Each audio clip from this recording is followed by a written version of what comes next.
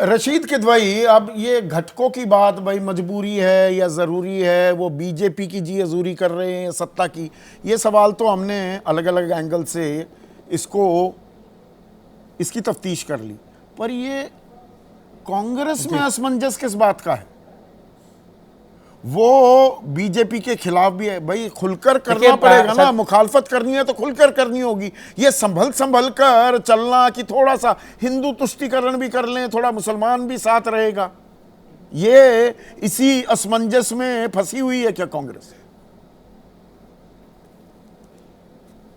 जी संदीप जी, देखिए ये एक तरीके की कांग्रेस की समय शुतुरमुर्गी सोच है। वो दरअसल बच के चलना चाहते हैं। कुछ समय पहले कांग्रेस का एक चिंतन शिविर हुआ था और वहाँ के ऊपर राजस्थान में, और वहाँ के ऊपर तमाम लोगों ने ये कहा था कि उन्हें भी रिलीजियस आउटरीच प्रोग्राम की ज़रूरत है। ख़ासतौर से हिंदी पट्टी के जो प्रतिनिधि वहाँ पे थे, उन्होंने सबने इस बात की गुजारिश की थी राहुल गांधी से और मल्लिकार्जुन खड़गे की कि ये एक रिलीजियस आउटरीच प्रोग्राम होना चाहिए। उसका तात्पर्य यही था कि वो जो आप कह रहे हैं हिंदू तुष्टीकरण की बात, वो कांग्रेस जन को भी उसका मौका मिले। देखिए, मैं इस बात से सहमत नहीं हूँ कि एक मिजाज होता है, एक सदी में एक सोच होती है। जवाहरलाल नेहरू के समय बहुत विषम परिस्थितियां थी, जो देश में हमें जिन हालात में आज़ादी मिली थी और देश का जो विभाजन हुआ था उसमें धार्मिक उन्माद और कटुता बहुत ज़्यादा थी, लेकिन नेहरू ने अपने मूल्यों से समझौता नहीं करा। और इसीलिए कांग्रेस का एक बड़ा तबका जिसका जो दक्षिणपंथी था, जिसमें राजेंद्र प्रसाद और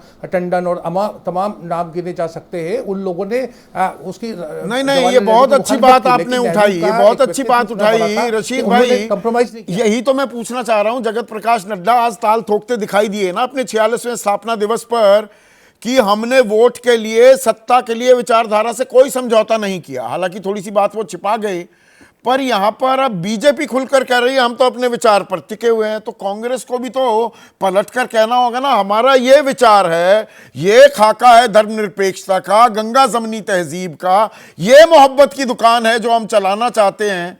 उसमें पीछे क्यों हटती दिखाई देती है फिर Congress? You can't have your cake and eat it too. मैं आपके माध्यम से यही प्रश्न करना चाहता हूं। हाँ, कि मोहब्बत की दुकान की बात करना तो सही है, लेकिन जैसे दिल्ली में हम देखते हैं कि दिल्ली में एक संप्रदाय विशेष को लोग मकान किराए पे नहीं देते हैं। क्या हम कह सकते हैं कि कांग्रेस जन वो अपवाद हैं? कांग्रेस जन जो है वो मकान देने को समुदाय विशेष को तैयार है, बाकी लोग नहीं तैयार है? उसका जवाब है नहीं। वो कांग्रेस जन की भी वही सोच है जो बाकी लोगों की सोच है, और इसी की काट जो है वो राहुल गांधी नहीं ला पा रहे। वो एक जबानी जमा खर्च करते हैं, लेकिन जो जमीनी स्तर के ऊपर जो कांग्रेस में जो वैचारिक एक वो होना चाहिए था कटिंग एज, उसका अभाव है। वीएन गाडगिल जो कांग्रेस के एक विचारक थे, वो कहते थे कि संवेदनशील और भावनात्मक मुद्दों पे कांग्रेस जो है, उनका शब्द इस्तेमाल करते थे, we fall between two stools. तो कांग्रेस एंटनी रिपोर्ट आज तक आई क्या सामने रशीद भाई? कौन सी थी वो एक एंटनी रिपोर्ट? वो कभी सामने आई? आपका विचार क्या है ये तो बताना पड़ेगा ना। अब कभी आप हिंदू हो जाते हैं, वो जो बीजेपी कहेगी चुनावी हिंदू हो जी, कभी आप हिंदू हो जाओगे, कभी आप मुसलमान हो जाओगे, और जब सही वक्त होगा तो कुछ बोलोगे नहीं। जी देखिए संदीप जी, यही कांग्रेस के लिए सबसे बड़ी दुविधा है। भाजपा के हम वैचारिक रूप से उसका विरोध करें, लेकिन भाजपा का एक कार्यकर्ता जो है वो पूरी विचारधारा को लेके गलत सही जो भी बात है उसके लिए पूर्ण रूप से नहीं विचारधारा के एक्सट्रीम तक जाने को तैयार है। वो यहाँ आदेश भी है, विनोद शर्मा भी है, सब जानते हैं। नहीं, सरसंचालक कहते रह जाते हैं कि भाई नहीं, हर मस्जिद के नीचे मंदिर ना ढूंढो। वो कह रहे हैं कि भारत एक खोज मिशन बनाएंगे। दत्तात्रेय होश बोले फिर आ जाते हैं, वो कहते हैं कि मथुरा और काशी में हमारे स्वयंसेवक जाना चाहें तो वो जा सकते हैं। तो वो उग्र हिंदुत्व की बात भी नहीं छोड़ते और समावेशी हिंदुत्व की लाइन भी, मतलब all fronts, all guns blazing चलती है बीजेपी कि नहीं?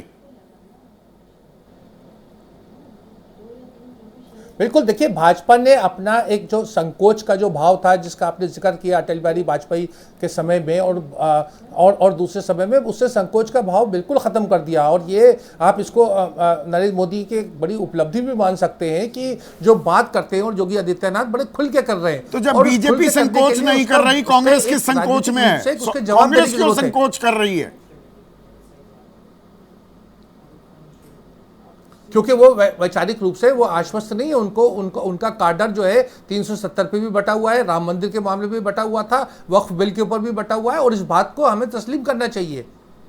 ये बात राहुल गांधी ने तस्लीम करी, ये बात समझ में आती है। लेकिन अगर हम पत्रकार, जो हम बुद्धिजीवी या हम जो लोग जो जानते हैं, उनको हमें पता है कि कांग्रेस में इस तरह का वैचारिक क्लैरिटी का अभाव है। जैसा मैंने गाडगिल जी का उदाहरण दिया कि गाडगिल जी कहते थे कि संवेदनशील मुद्दों पे, भावनात्मक मुद्दों पे कांग्रेस बिखर जाती है। और देखिए अब ये मानस का भी, जनमानस भी जैसे वक्त के साथ ना, हर वक्त का, हर काल एक परिस्थिति का विचार होता है, there is an idea.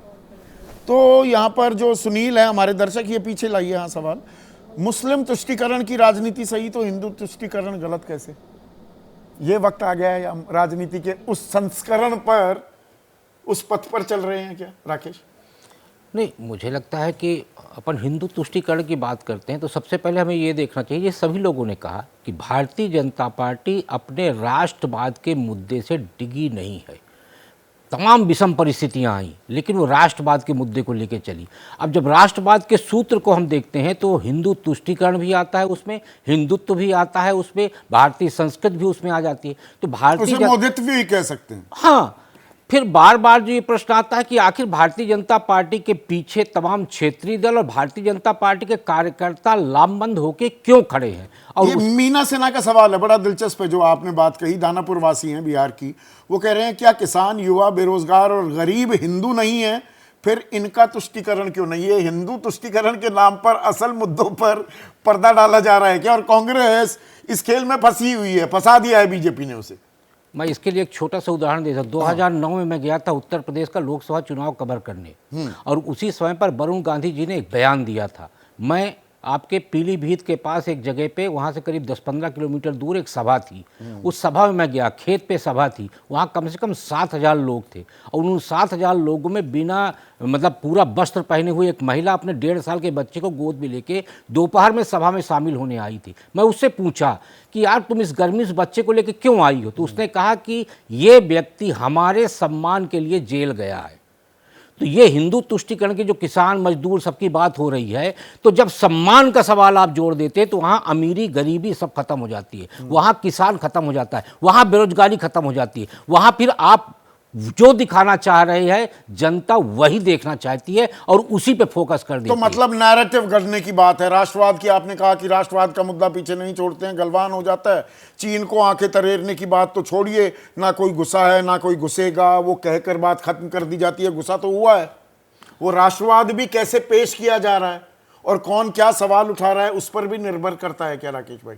Sandeep भाई, विधानसभा के चुनाव भी अब राष्ट्रवाद पे होने लगा है, विधानसभा का चुनाव भी अब अंतर्राष्ट्रीय मुद्दों पे होने लगा है। एक टाइम था जब लोकसभा का चुनाव अंतर्राष्ट्रीय मुद्दों पे नहीं होता था, राष्ट्रीय मुद्दे भी नहीं रहते थे, लेकिन अब अंतर्राष्ट्रीय छोड़िए, राष्ट्रीय मुद्दों पे विधानसभा चुनाव होने लगे। कौन लड़ रहा है, किसकी पार्टी लड़ रही है? मोदी जी के नाम पे कई राज्यों में भारतीय जनता पार्टी की जीत का उदाहरण प्रस्तुत हुआ है। वहीं कांग्रेस के सामने जो सबसे बड़ा संकट है वो है नेतृत्व का, जो बार बार विषय आता है कि विचारधारा का। विचार तो उन्हें साफ करना होगा ना भैया, आप कहां खड़े हैं? अरे तो विचारधारा, महात्मा गांधी की विचारधारा को लेकर चलने वाली कांग्रेस 10 जनपद की विचारधारा पे आके अटक गई है। तो ऐसी स्थितियों में कांग्रेस कैसे आगे बढ़ पाएगी? अब कांग्रेस ये स्पष्ट नहीं कर पा रही कि हमको किसके साथ जाना है। भाई केरल को देखते हैं तो आप मौन हो जाते हैं और वोटिंग में हिस्सा नहीं लेते। तो ये भी कहते हैं क्योंकि केरल में वो ईसाई 173 दिन की भूख हड़ताल पर थे और वक्फ संशोधन विधेयक पास हुआ, तो वहां पर तो गाजे बाजे के साथ, ढोल नगाड़े के साथ नाच गान भी हुआ। शशि थरूर कह रहे हैं इसमें तो कुछ बातें बहुत अच्छी हैं। अब ये कैसे संभव है? पार्टी कह रही है गलत है, सोनिया गांधी कह रही है गैर संवैधानिक है, शशि थरूर कह रहे हैं अच्छी बातें हैं इसमें। उसका कारण है शशि थरूर केरल से सांसद हैं और केरल में जिस दिन तो एक लाइन तो पहले आपको क्लियर करनी होगी ना, क्या पार्टी बैठ करता है नहीं करती है?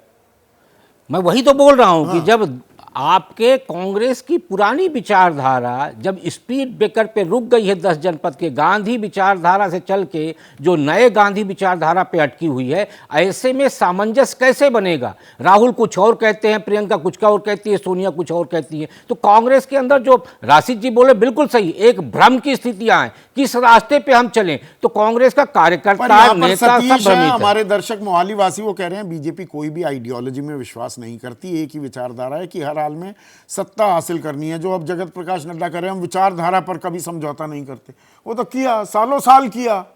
जॉर्ज फर्नांडिस संयोजक थे, गठबंधन धर्म की दुआई दी जाती थी, बातें मानी जाती थी। अब ताल ठोक सकते हैं तो वो नीतीश अगर झुक रहे हैं तो झुका रहे हैं वो। देखिए संदीप ये भाई, भी वक्त की बात है। संदीप भाई, यदि हम एनडीए की बात करें तो एनडीए के संयोजक प्रकाश बादल भी थे, जॉर्ज फर्नांडिस थे, शरद पवार थे। क्या आज एनडीए में अनुप्रिया पटेल, चिराग पासवान, जयंत चौधरी ये एनडीए के संयोजक बनने के लायक हैं? क्या ये भारतीय जनता पार्टी को सुझाव देने की स्थिति में है? सवाल इस बात का है कि यदि हम एनडीए तो हैं, चंद्रबाबू नायडू तो नीतीश कुमार हैं, लेकिन आज नीतीश कुमार किस पोजीशन पे खड़े? एकनाथ शिंदे क्या जॉर्ज फर्नांडिस और उनके बराबर पे? एकनाथ शिंदे किस परिस्थिति पे आए? आज पीछे खड़े हैं भारतीय जनता पार्टी के। भारतीय जनता पार्टी का सपोर्ट नहीं मिलता तो क्या इतनी सीटें आती? आज एनडीए के घटक दलों के लिए मजबूरी है भारतीय जनता पार्टी, क्योंकि उनका वोट उनको ट्रांसफर होता है। वीरेंद्र कुमार जाटव हैं दिल्ली वासी, राकेश, वो कह रहे हैं ये कड़वा सच है कि अब धर्म आधारित राजनीति ने देश में नई करवट ले ली। एकदम सही है। राम मंदिर निर्माण के बाद, मैं पिछले शो में भी आपसे बोला था और दत्ता जी ने उसकी पुष्टि की है कि राष्ट्रीय स्वयंसेवक संघ ने 1984 में जो प्रस्ताव पारित किया था, वो प्रस्ताव था अयोध्या, काशी और मथुरा का। उसके पीछे से अभी तक भारतीय जनता पार्टी नहीं हटी है। तो जहाँ तक धार्मिक राजनीति की बात है तो धर्म आधारित राजनीति से भारतीय जनता पार्टी ने कभी भी परहेज नहीं किया और उसी तो को लेकर योगी आदित्यनाथ जी आगे चल रहे।